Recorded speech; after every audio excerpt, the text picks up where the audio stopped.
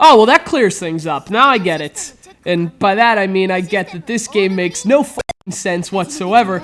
But you know what? That's part of the charm in this one. It's so unique that it's an easy recommendation with a few conditions. Those being you're interested in crazy new ideas, even if they come at the cost of refinement, and you don't mind a story, setting, and general premise utterly void of logic or any explanation of their unexplainably unexplainable unexplainability.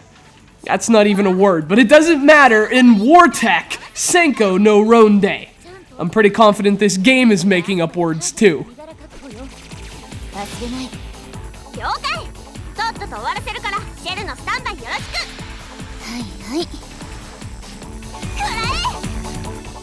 Released to the Xbox 360 in 2007, WarTech is actually an enhanced port of the Japanese arcade game Senko no Ronde, hence the subtitle. For obvious marketing reasons, Ubisoft arbitrarily gave Senko no Ronde a nice, vague, American-sounding title. It makes sense. That's about the only thing in WarTech that does.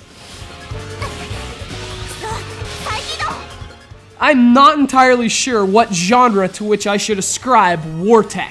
This game is a hybrid of hybrids. It's an arcade brawler mixed with a shooter that often morphs into the latter entirely. If there were any kind of logical narrative, it might be easier to explain what this game's about, but as it is, you're flying around in some kind of suit, I think, and you're fighting other people with lasers while they go Megazord on your ass. And that's when things go from fighter to straight up Ikaruga.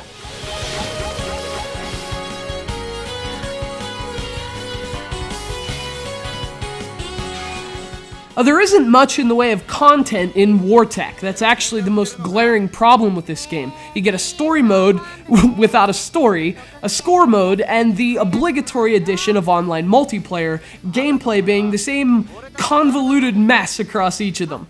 Speaking of that gameplay, man, I really wish I could explain what I'm doing in this footage, but honestly, I'm not even sure myself. What I do know is that you fight from this top-down camera angle, shooting all kinds of sin and punishment-like projectile attacks, blocking those incoming attacks, and even getting face-to-face for some pugilistic pummeling.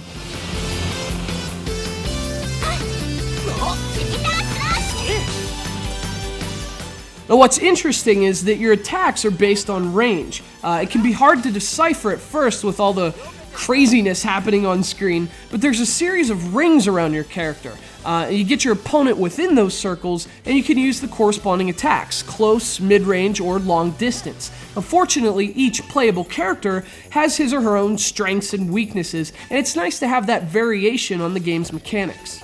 It's complex enough to be really rewarding once you figure things out, but the game doesn't have any kind of useful tutorial, so in that area, you're pretty much on your own.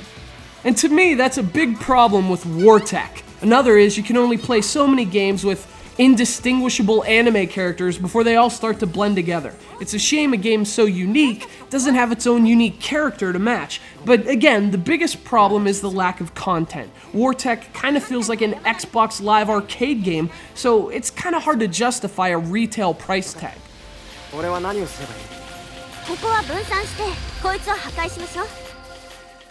Otherwise though, I mean, if you want to try something crazy, this game is definitely that. Big thanks to our pal Paul from California for sending the bizarre and unfortunately brief WarTech Senko no Ronde.